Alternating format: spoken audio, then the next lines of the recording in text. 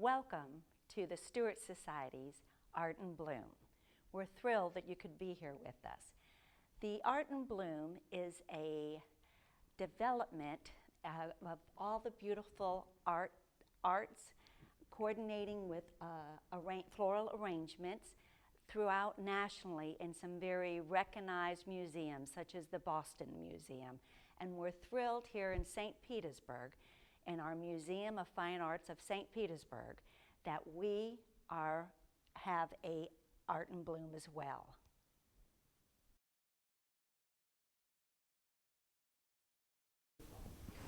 I'm Pam Hatton, and I am currently the president-elect of the Stuart Society. I'd like to give you a little bit of history about how we all began. Back in 1962, Margaret Atchison Stuart had a vision, which became a reality, of establishing a group of women who were going to support a museum. She hired an architect, a board of trustees, and a curator along of this group of women to start establishing and planning the building of the museum. In 1965, this vision became a reality, and the first phase of our museum came into existence. At that time, we became officially the Margaret Atchison Stuart Society with a charter and bylaws. The purpose that was developed was, first of all, to promote the welfare of the museum. Secondly, we were to stimulate public interest, not only in participating in the museum itself, but in activities that were sponsored by the museum. And we also, it was our goal to increase membership for belonging to the museum. The Stuart Society itself is a major fundraising element for the museum. We sponsor several activities and fundraisers during the year, of which Art in Bloom is just one of them. And this year, Art in Bloom is in its 24th year of existence, which we are proud to say we are happy to continue and move forward with this tradition. Currently, the Stuart Society has over 375 members. Over the past almost 60 years, we have raised over $5 million. Next year, in 2022, we will be celebrating our 60th anniversary for this wonderful, wonderful society, which I am so happy to be a part of.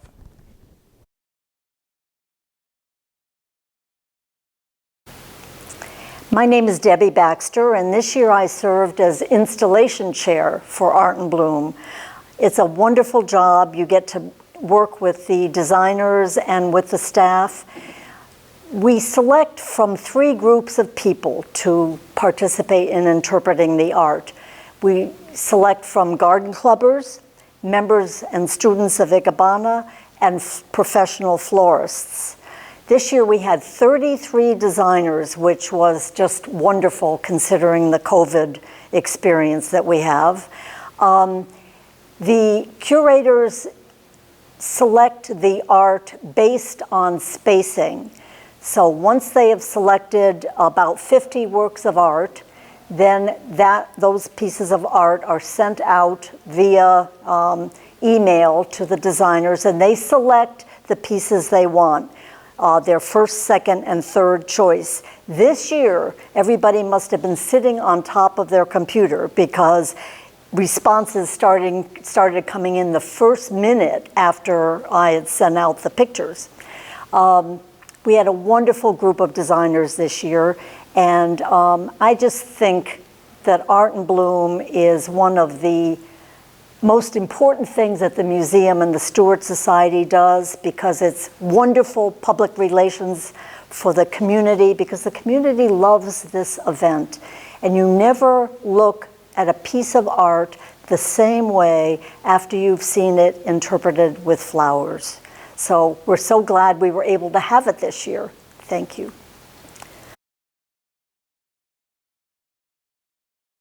Cassie Osterloff from Wonderland Floral Art, and I selected this year for Art in Bloom Fantasia.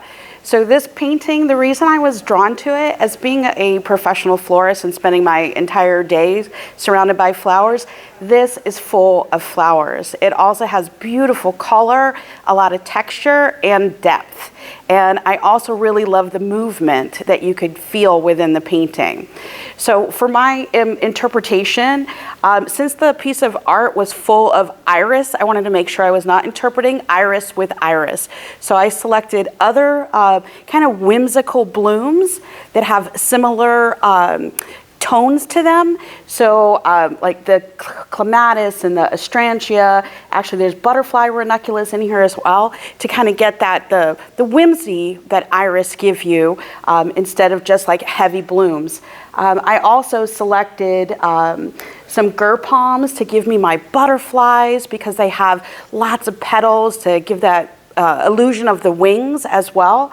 And to interpret it, the other part of this particular painting is that it is divided into 3 sections. So instead of getting very literal with that and bringing in divides for my arrangement, I did just kind of leave a little bit of a negative space and use this very cool leaf that's called phlebodium that kind of gives a little sheen to that negative space, similar to the way the art actually is. That's why I chose this piece of art, and this is why I interpreted it with these beautiful flowers.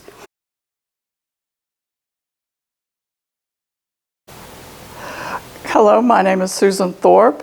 I am with the Ikebana International Chapter 65, and I study the O'Hara School of Ikebana.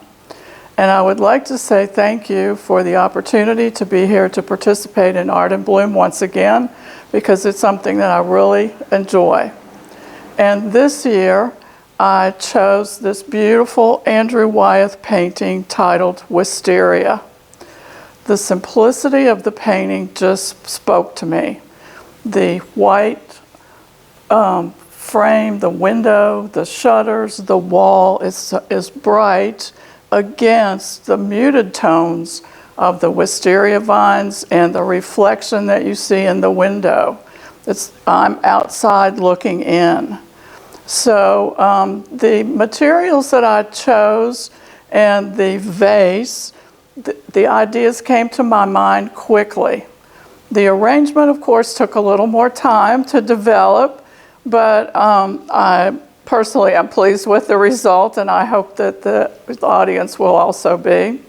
The materials I chose were few because the painting is simple. There are not many things going on there.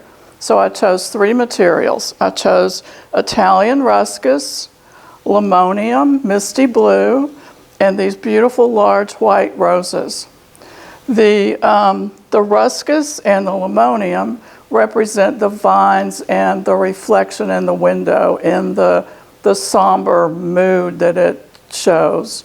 And the white roses evoke the brightness of the window and the shutters. And I hope that you will enjoy it. And I hope to see you again next year. Thank you.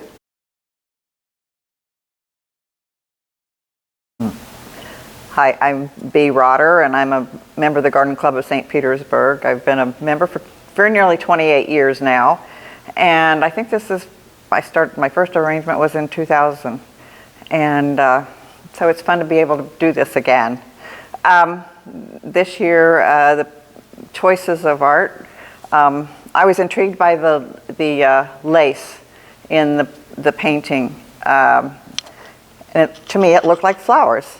And my first choice, of course, with their headdress, I love white dendrobium orchids, so that was where I started. And I was not sure how to interpret the collar, the lace collar. I had 3 or 4 different flowers that I thought, well, maybe I could use, but then it kind of, at the last minute, I thought, dendrobiums really, the hydrangeas look very lacy, and so that was my next choice. Then I needed to interpret the the red, so we didn't have anything white but the front of her blouse, I will say. So that's why I chose the red roses. The Oriental lilies were the last choice. Actually, it was a change. I was going to do white ones, and then I thought, when I got to putting them together, I said, no, that's too much white. And the last minute, I was able to find the Oriental lilies. So, and this was my mother's stole that I found in the closet, and I said, I would love to carry the colors through. And some pearls. I was intrigued by the pearls that are in her hair that you can barely see unless you're really, really looking at the artwork. So I wrapped pearls around her headdress. And that's about it. I'm very, very happy that we were able to do this again this year, and thank you for doing it.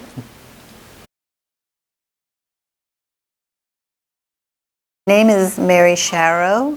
I'm with Ikebana, St. Petersburg, and I chose the watercolor behind me. John Marin painted a lot of seascapes. This one is a rather turbulent one, and so I decided it would be nice to try to interpret it for a three-dimensional, and chose, it was a little difficult choosing the foliage because there aren't a lot of blue, especially in that color hue, to choose from. But I did choose the Eringian, which has the green and the blue that he portrays in his painting. But I was able to show the white caps, and handmade paper is sort of like a substitute for a beach. And the driftwood is the sand as well. And I did paint some of the leaves so that I could get the color tone that was in the painting.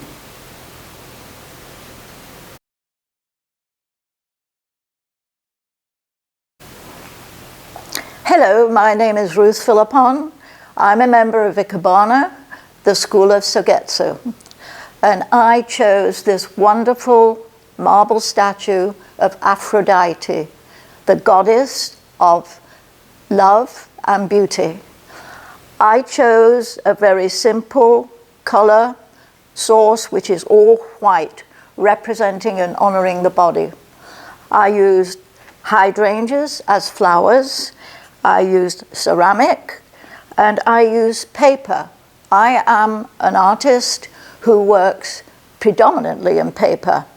And I used the paper to symbolize the wonderful material on the lower part of the body, but also the columns to accentuate her upper body and shoulders, but also to symbolize the pillars of a temple where Aphrodite would be honored and worshipped.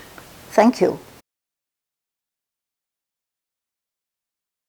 All right, I'm Barbara Kirkconnell from the Garden Club of St. Petersburg.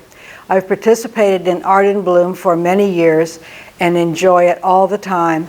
The Stuart Society is wonderful. The ladies are organized, and I just love them.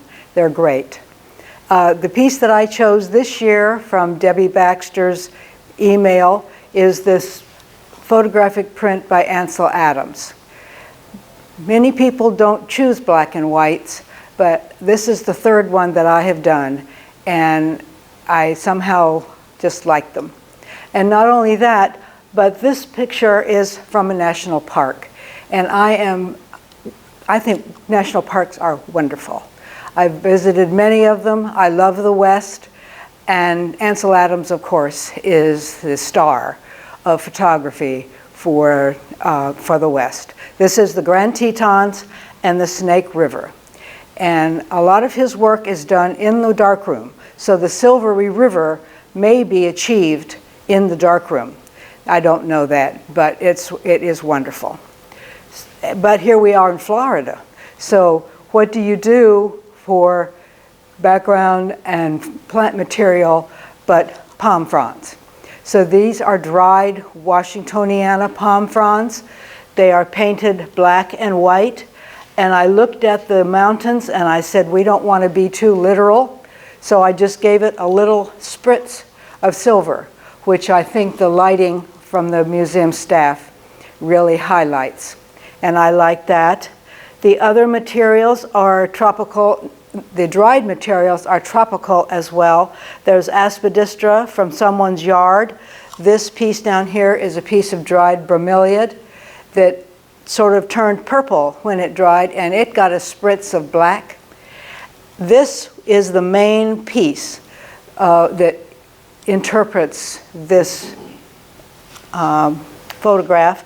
It is 400-pound test weight fishing line that I bought from West Marine, and that's the river, being shiny but not too literal with all of the rest of it. The flowers peeking out are Fuji mums, frilly to evoke the snow on the mountains.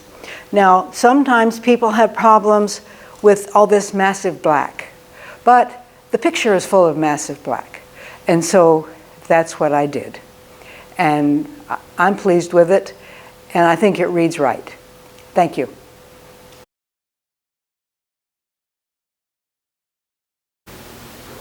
Hi, my name is Tim, and having had published a book of haikus last year, I was thrilled when the museum asked me to interpret this gorgeous Japanese screen from 1500 AD.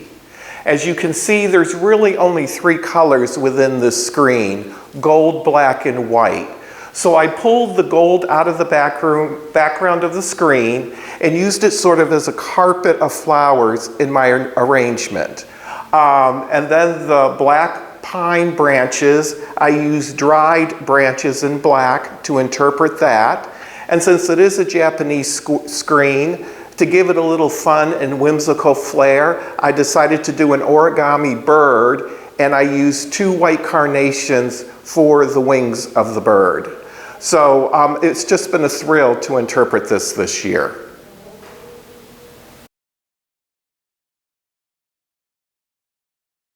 My name is Patricia Strawn, and I've been exhibiting at Art and Bloom for a number of years, probably 10 or 15.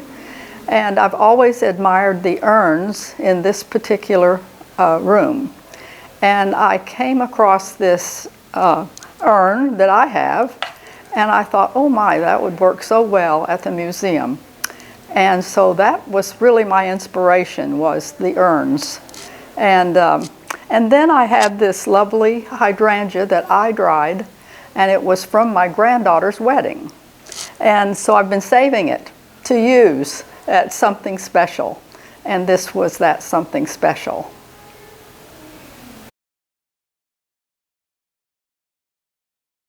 Hi, I'm Louise Norwood. I have interpreted this painting done by Jules Joseph Lefebvre. It is a portrait of a young girl who actually passed away before the portrait was done. Her head was done, her head and face was done from a photograph, and the body was done from a model in the studio. And I used the calla lilies because of the purity of them, and that's what they've always stood for. And the fact that she was so pure, she died so young, and the purity and simplicity of it to represent how beautiful she is.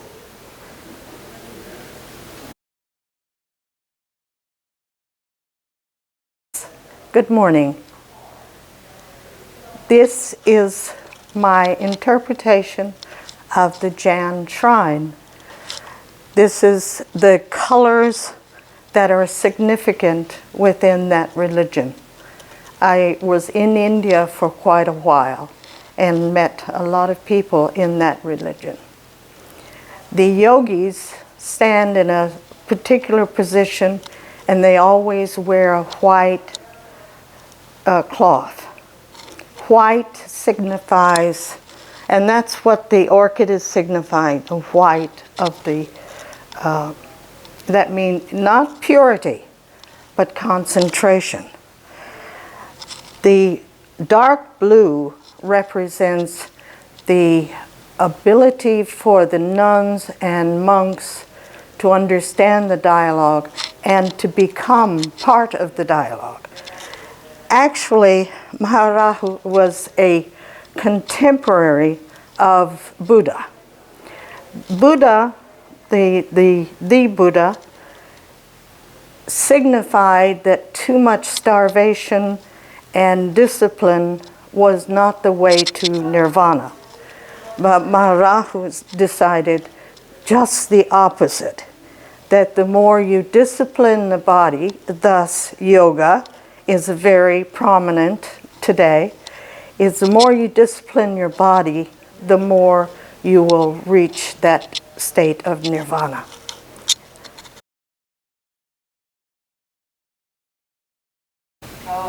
Hi, my name's Jeffrey Sell, and my piece is flowers in a glass vase in a stone niche. Tell us a little bit about your interpretation and what you drew your inspiration from. Well, I love this piece here, and I of course love flowers, and I love that he works with caterpillars and butterflies and seashells and a lot of natural things. So that's really what inspired me. Another inspiration was the French tulip here, which I love French tulips, any type of flower, but there's a French tulip in here that's dimly lit because he painted very dark, gloomy paintings, but very beautiful in its own right. I feel like the focal point in here is the peony right here. And again, I love that he uses fruit and berries and snails and, you know, just natural things. So that's pretty much what my inspiration was. And this is my interpretation in 3D, 361 years later, after this was painted. So, yeah. Hello, everyone. I'm Karen McKenna. I'm a garden designer. This is my 4th year doing this with the St. Petersburg Garden Club. I'm also a docent here at the museum. And this is my work of art. Would you like me to tell you a little bit about how this was made? It was a combined effort of my husband and myself. My husband likes to paint ceramics. So when I wanted to get a shape of a vase that complemented the picture, I went to the thrift store, and what I bought was a lamp. This is a typical lamp shape. It originally was blue. My husband painted it in the speckle that you see in the painting. And also we needed a base similar to the base that the floral arrangement's on. So I had a plastic square container for flowers, and he painted this as well to complement the painting. And the copper work to complement, that's gilded gold with gems. Well, I didn't want to invest in gilded gold, so I used copper. And I do stained glass, so I do soldering. And I soldered the copper wires and glued on all of the gems to look similar to the gilded vase. So the flowers, I'm very familiar with what these flowers are. We have at the top is something called, if you look at the painting as well, the imperial tulip. Imperial because it has a crown. And it's usually, I couldn't find an imperial tulip because they're not available. They bloom in spring, and our nurseries don't carry them. So I used an amaryllis, and the amaryllis, and then I attached a Dracaena spike to simulate the crown. Then they had lilies, and these are daylilies, orange daylilies. They had tulips. I have yellow tulips in it. And then they also had poppies in it. Well, poppies don't bloom at this time of year. They bloom in the summer. So I used Gerbera daisies instead. And then the complement of the spikes on the side are actually something I always forget the name for. But I may think of them after a while. But I ordered these all through the florist because you don't see these spikes very often. So that's how, and then in the bottom part, those are all miniature white carnations and yellow button mums.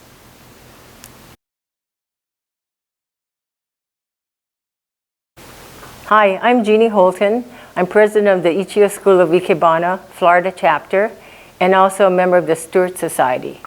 This is my 23rd Art in Bloom. My painting that I selected is Julie Lebrun as Flora. And she's been sitting in the Great Hall for many, many years, and I've seen her quickly as I'm always in a rush. So I rushed past her, I said, nice painting, and that's all I thought about it, nice painting, big painting. And so when it came to selecting something for Art in Bloom, I looked at it, nice painting, and so I selected it. And I never studied the painting until I was supposed to make an interpretation of it. And what I found was a lot of scalene triangles in her. Ikebana is based on triangles. In our school's basics, from the basic book, is scalene triangles. And she's full of scalene triangles. See this, this, this, this. Anyway, so maybe that's why I was attracted to it. I'm used to seeing scalene triangles in my artwork. So this is how this is how I started with my piece. And my piece is here. And so I started with the outline of scalene triangles. Here, here. And this is Mitsumata. It's grown straight. It's a tree, grows straight. It has three, Mitsu means three in Japanese, and each branch has 3 forks. So that's how it got its name. Anyway, so I bent this in my bathtub to make it into a rounder shape instead of just straight up like looking like a tree. And I made the scalene triangles, and the flowers I selected are based on the colors of the painting. And this is how I got my Ikebana for Art in Bloom.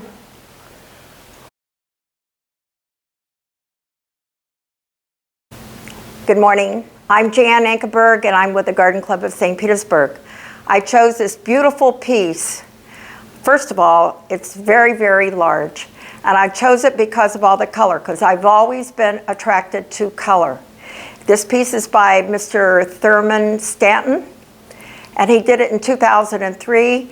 And I know he had a lot of fun in making this, because I had just as much fun trying to depict all his little media pieces that he put in to his great design.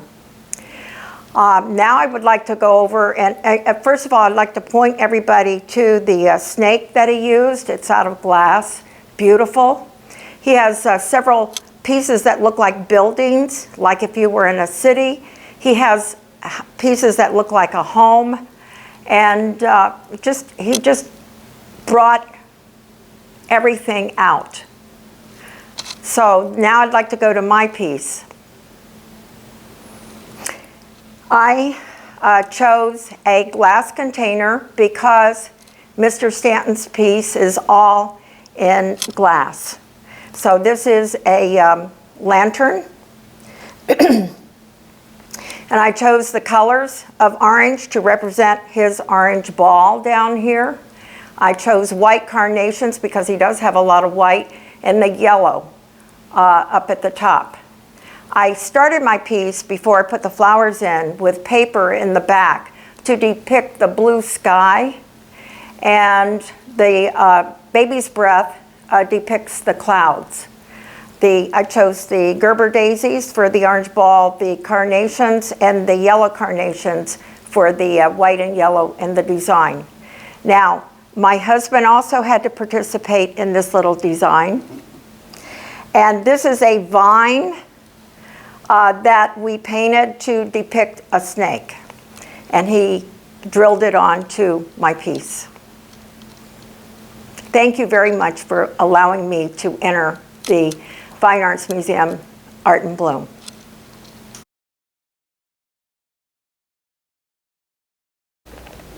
Lynn Hirsch is from Atlanta, Georgia.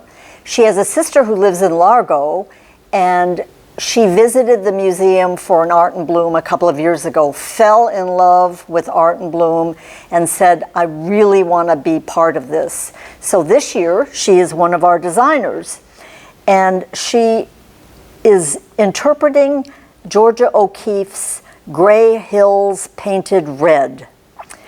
And she said to us that she loves the simplicity of O'Keeffe's work and her use of the muted desert colors and the shadows that dominate so many of O'Keeffe's paintings.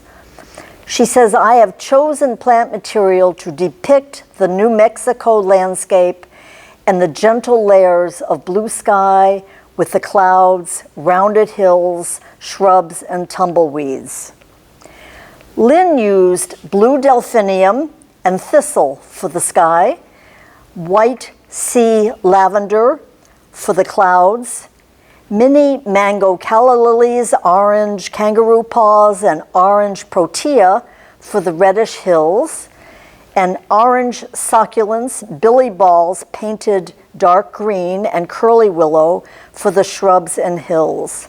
All these work together to depict the subdued and quiet desert scene that is in O'Keeffe's art.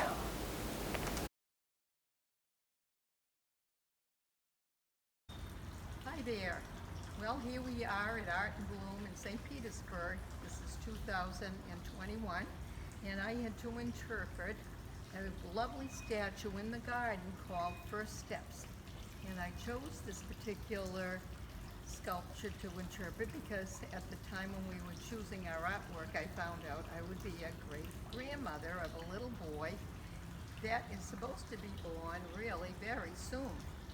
So here we are. I chose a lot of Harry Lauder's walking stick in the design to show the motion of the child walking. Also, the branches are tied together because the mother is supporting the child as he takes his first step out. I chose the color of the aqua blue because we are in a garden right next to the St. Petersburg Bay and thought it would be more colorful being spring. I chose the white orchids, of course, for the mother, and a little bit of purple just because there aren't any really blue orchids, and I thought the color went well with the branches and the base, and of course the baby's breath really signifies our baby's first steps. So hope you enjoy my design from Art in Bloom this year. It's been really fun to come up with this idea. Thank you.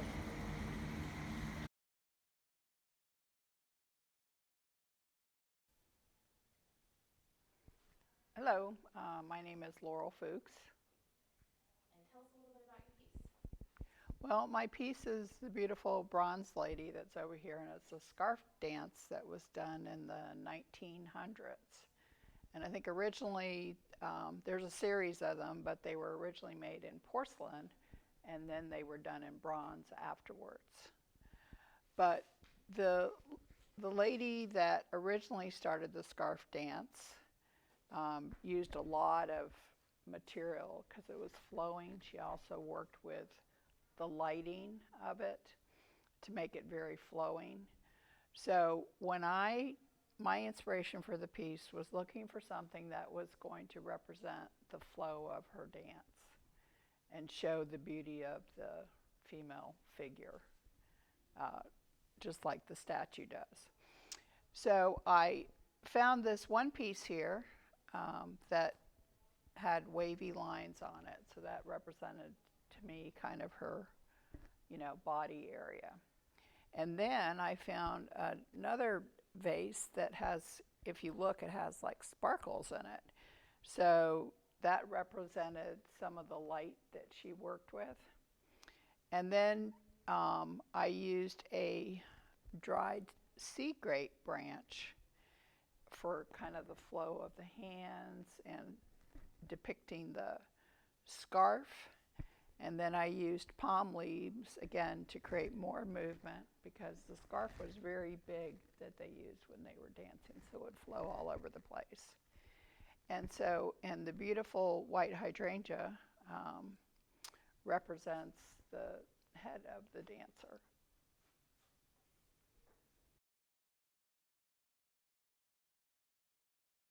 Warren. I'm a member of Ikebana International, the St. Petersburg Chapter 65. This painting by Berta Morisot was a wonderful painting to take, and before I tell you about what I did to interpret it, I'd like to read a little bit from a review of Morisot's painting that comes from the late 1800s. She crushes on her palette the petals of flowers, spreading them haphazardly on her canvas with witty brushstrokes, full of the breath of life. They end up producing something delicate and lovely and charming, which one guesses at more than sees. And I thought that was a beautiful review of her work. So when I start a painting, interpreting a painting for Art in Bloom, the first thing I look at is the mood of the painting. And in this case, I found the mood of this painting to be very serene. And because the painting is of the artist's daughter, Julie, I think it's also filled with love, it's filled with femininity, and it has a very gentle quality. So that certainly affected the floral materials that I picked. The next thing I look at after mood is the colors in the painting. And in this case, this painting has a lot of the colors that Morisot really loved. Those would be a variety of greens and lavender blues, and they're throughout the painting. So then I wanted to make something that had to do, there's a lot of bamboo furniture in this garden where she's painting her patio. So I made a little bamboo chair with strips of bamboo, a sort of L-shaped thing onto which I could put my container. And the choice of the container, for me, the only thing it could be was glass, because of the airiness and the light-filled nature of this painting. It just said glass to me. So I found a beautiful piece of twisted light blue glass, and it sits in here on top of a blue ceramic wavy-edged dish, which was one of my first and only 3 attempts at ceramics. I decided after attempting 3 of them that it was a lifetime longer than I was going to have before I could ever be a good ceramic artist. But I'd never used it before, and here it was perfect to provide a base for this piece of glass. And then I was in Fresh Market here in St. Petersburg, and I saw these beautiful pale pink tulips, and they had just the delicacy and the femininity, and the color was perfect that I wanted. So I started with the tulips, and I wove them through the curves in the glass piece. And then I saw that Julie has these beautiful red lips, so I had to have the red lips in here as a little piece of red penta. And I added a few more flowers for the pink color, this Astromeria, and she is wearing, as you can see, a white rose. So the white rose is in here. And then I thought, well, what do I do for the book? And so I thought these two calla lilies that I have hanging on the front there provided the white pages of the book. And then, of course, her hair is this beautiful red color, and you see it in the paintings that other great painters painted of her. She was a favorite model of Renoir, and there are many paintings of this beautiful red-headed girl. It's Julie Manet. And so I had these dried aspidistra leaves in my Ikebana studio, and they were the perfect color for Julie Manet's hair. And of course some palms, because there are very definitely palms in the background of the atrium there. So then I thought, well, I need to get a little bit of her lavender blues in there, and I wanted a little more movement. So I have some pieces of lavender that are stuck in here, curly pieces that give it a little more of the airy movement quality. So that's it. Thank you.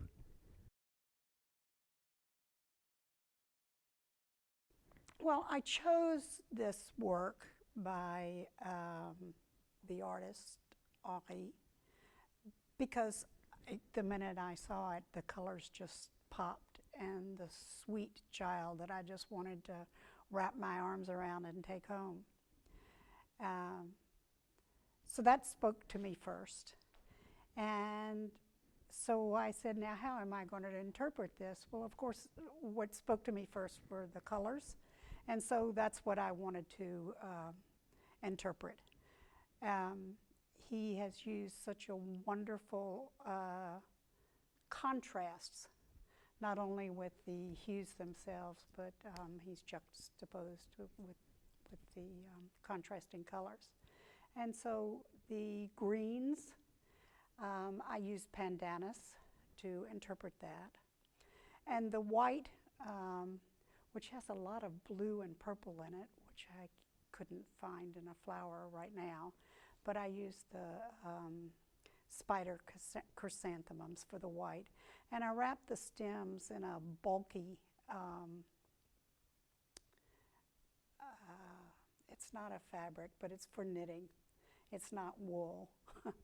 So anyway, it's a bulky acrylic for knitting, because that, of course, interprets the coat, and also the red of the flowers that she's holding. And then again, you see the green, and that's dianthus green trick. And that's for again, for the contrast of greens. And he also has brought in blue,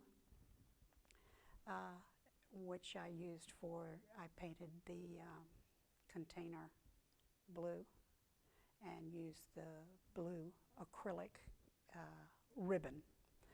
And then, of course, what jumps out most when you see the painting for the first time are those wonderful chubby red cheeks of the little girl. And for that, I used I painted the pods of water lilies, and they also had the round that I wanted to bring out. And so that's pretty much it. Wonderful. Thank you. Thank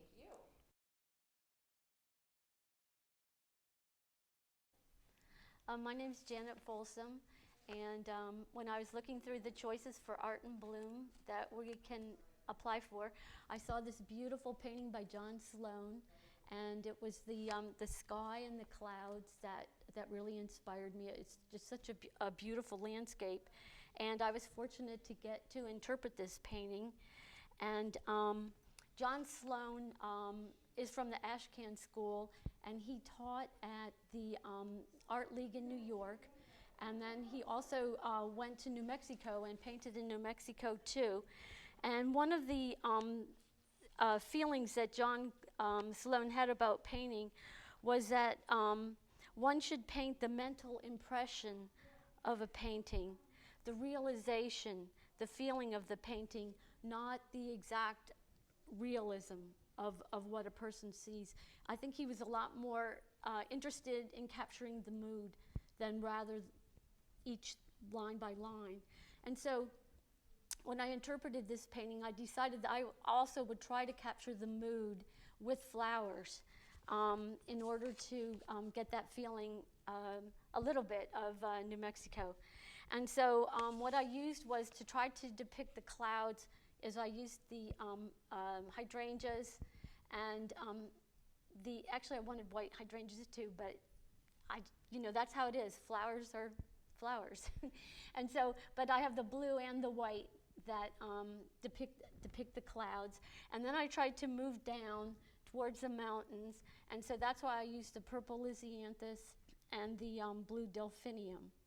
And then also because conceptual art has been around for a long time, I actually used these to kind of give a person the idea of what it was like to have this thing, these cliffs, because the name of the painting is Cliff Dwellers Country.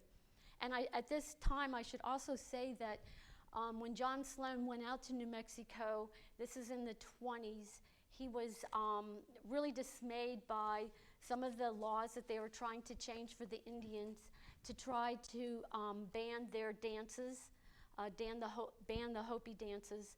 And so he was actually kind of a rebel painter. He tried to get a lot of petitions going to better the lives of Indians, to try to keep them in their natural, with their natural culture.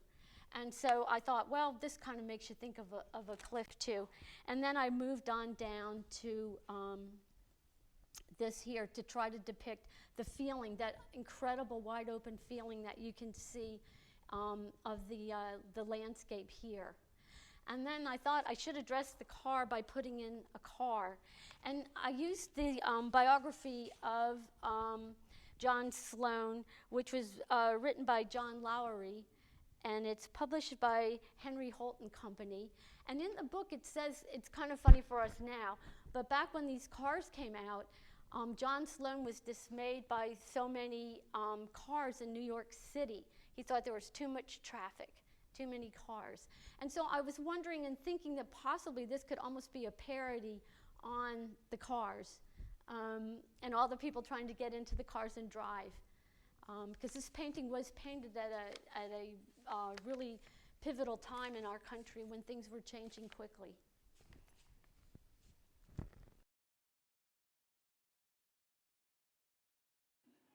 Art in Bloom is a joint production of the Stuart Society and the Museum of Fine Arts, St. Petersburg.